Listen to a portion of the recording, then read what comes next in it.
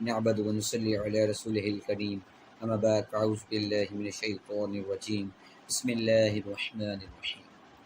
السلام علیکم ورحمۃ اللہ وبرکاتہ۔ اللہ تعالیٰ قرآن مجید میں فرماتا ہے وَيَغْفِرُ لِمَن يَشَاءُ وَيُعَذِّبُ مَن يَشَاءُ،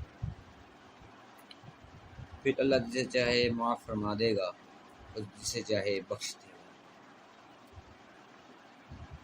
یہ ایک آیت کا ایک چھوٹا سا حصہ ہے، وَيَغْفِرُ لِمَن يَشَاءُ وَيُعَذِّبُ مَن يَشَاءُ۔ اب قرآن مجید میں یہ بھی آتا ہے کہ جس نے ایک قتل کیا وہ انسان کے قتل کے برابر ہے۔ انسان کو جو اس نے گناہ کی اس کی سزا بھی ملے گی، جو وہ گناہ کرے گا اس کی جو سزا ہے وہ مل کے رہے گی، جتنے گناہ اتنی سزا، جتنی دیر تک اتنی دیر تک ملے گی۔ قرآن مجید میں یہ بھی موجود ہے فَيَغْفِرُ لِمَن يَشَاءُ وَيُعَذِّبُ مَن يَشَاءُ، اللہ جسے چاہے معاف کر دے گا، اسے چاہے عذاب دے گا۔ اس کا مطلب ہے کہ قیامت والے دن اللہ تعالیٰ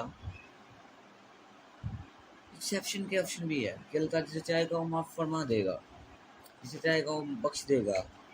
اب اللہ تعالیٰ ایک انسان کو معاف کر دیتا ہے قیامت کے دن، لیکن دنیا میں اس نے لوگوں کا حق بھی مارا ہوگا، لوگوں کے ساتھ برا بھی کیا ہوگا، تو جو اس نے لوگوں کا حق مارا ہوگا نا، تو اللہ تعالیٰ اس حق کے بدلے ان لوگوں کو جنت عطا فرما دے گا جن کا اس نے حق مارا۔ اگر وہ آلریڈی پہلے ہی وہ جنت میں والے ہوں گے، جنت میں جانے والے ہوں گے، تو اللہ تعالیٰ ان کا درجہ بلند فرما دے گا۔ جنت کا جو درجہ ہے اس کا درجہ بلند فرما دے گا۔ جنت کے بھی درجے ہیں نا، سب سے اونچا درجہ وہ جنت الفردوس ہے، تو اللہ تعالیٰ ان کا جو درجہ ہے ان کو اوپر کر دے گا، اس کو بڑھا دے گا، یہ ان کو حکم دے گا۔ اب ایک مشہور واقعہ جو بڑا مشہور واقعہ ہے، ایک قاتل تھا، اس نے 99 قتل کیے، 99 ایک کم 100 قتل۔ اس پہ تو کوئی کہہ نہیں سکتا کہ جو جنت میں جائے گا۔ وہ ایک مولانا صاحب کے پاس گیا، مولانا صاحب نے مفتی صاحب کے پاس گیا، اس نے پوچھا میں نے 99 قتل کیے ہیں، کیا میری بخشش ہو سکتی ہے؟ تو مولانا صاحب نے کہا کہ نہیں ہو سکتی۔ اس نے کہا نہیں ہو سکتی، انہوں نے مولانا صاحب کو بخشا، اس نے کہا نہیں ہو سکتی، تم بھی جگہ 100 پورے ہو گئے، 100 قتل۔ اب اس کے بعد جو صوفی صاحب کے پاس گیا، صوفی لوگوں کی عادت ہوتی ہے کہ وہ لوگ کو جو ہے وہ یہ نہیں کہتے کہ تم جو ہے نہیں ہو سکتا، نہیں کا لفظ استعمال نہیں کرتے، وہ امید ضرور پیدا کرتے ہیں، امید کو توڑتے نہیں ہیں لوگوں کی۔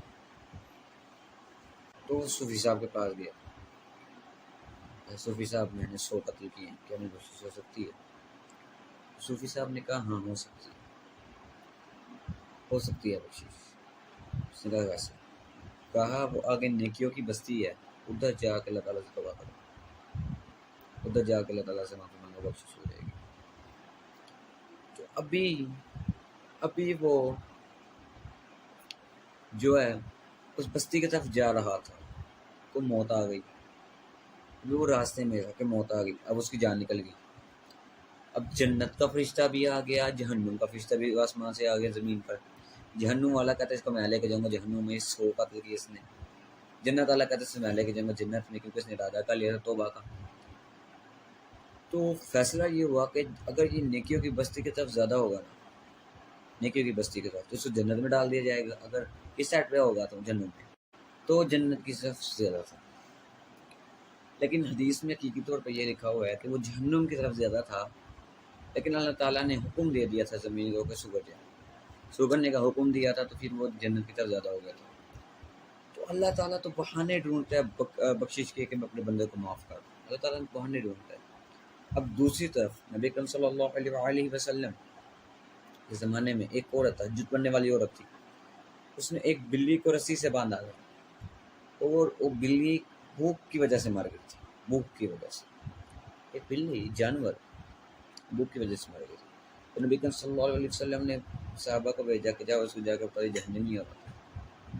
صحابہ کرام نے پوچھا یا اللہ کے رسول صلی اللہ علیہ وسلم تو تہجد پڑھتی ہے، تو پاک پاکیزہ عورت ہے، جہنمی، اس کی وجہ سے ایک بلی بھوکی مر گئی، تو اس کو مل کر رہے گی، چاہے جو مرضی ہو جائے۔ تو اللہ تعالیٰ تو معاف بھی کرتا ہے، بخشش کے بہانے بھی ڈھونڈتا ہے، اور ساتھ گناہ کرو گے تو اس کو سزا بھی دے گا۔ اگر ایک انسان نیت کرتا ہے اچھے کام کرنے کو، صرف نیت کرتا ہے، پریکٹیکلی اس کو کرتا نہیں ہے، پریکٹیکلی اپلائی نہیں کرتا، صرف اس نے نیت کی ہے، تو اللہ تعالیٰ اس کو اس کا اجر دے دے گا۔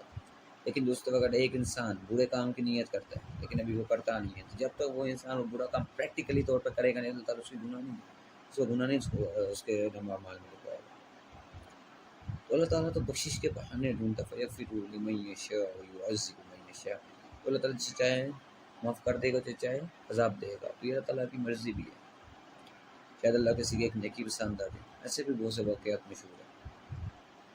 وآخر دعواہم الحمد للہ رب العالمین۔